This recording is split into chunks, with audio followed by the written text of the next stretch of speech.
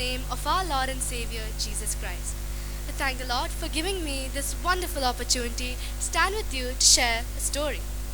Today, I would like to share with you the story of Mary Jones and her Bible.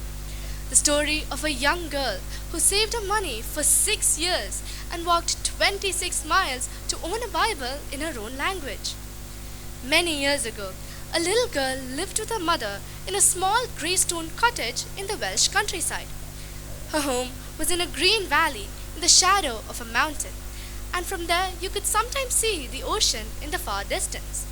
Her father was a weaver who worked very hard to support his family, but sadly he died when Mary was young. "Mary, Mary," called a distant voice. "Coming, mother." Mary Jones knew what was to be expected of a 9-year-old girl, so without much trouble she would go and do her share of chores around the house. On Sunday mornings, Mary and her mother would walk to the little chapel in the village 2 miles away. At the front, the minister would open a big black leather-bound book and would start reading from it. As he began to read, Mary would marvel at the wonderful words and store them up in her heart.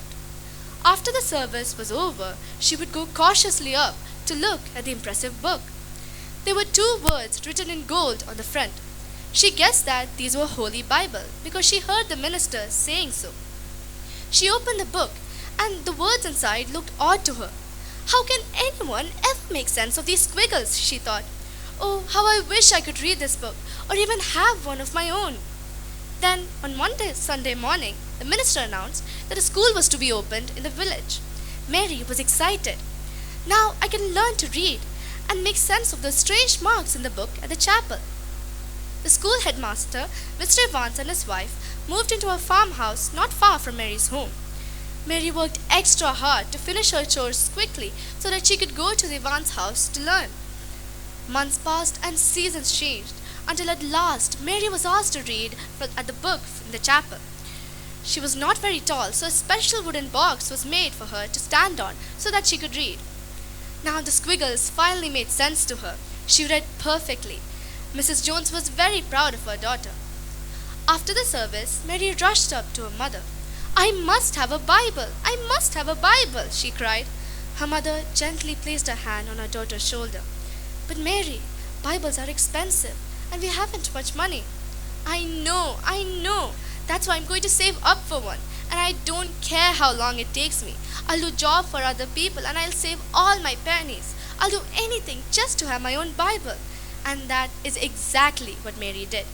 For 6 long years, she saved all she could until the day came when she had enough money to buy a Bible. Mr. Vance had told her that in a town called Bala, there was a man who had a number of Bibles. Mary, now 15, told her mother that she was going to Bala. Her mother exclaimed, "Daughter, that's nearly 26 miles away." But there was no changing Mary's mind, as she had waited too long for that. So, with a purse of money, a loaf of bread and some cheese, she set off. The journey to Bala seemed endless. Mary followed many paths, crossed valleys and streams, and found her way around hills. As her weariness grew and her aching limbs seemed almost too much to bear, she muttered words of encouragement to herself. "Come on, Mary, not too much further now," she thought. Eventually, she came to the brow of a hill, from which she could see the edge of a town. Dusk was falling, and candlelight had begun to flicker in Mary's windows.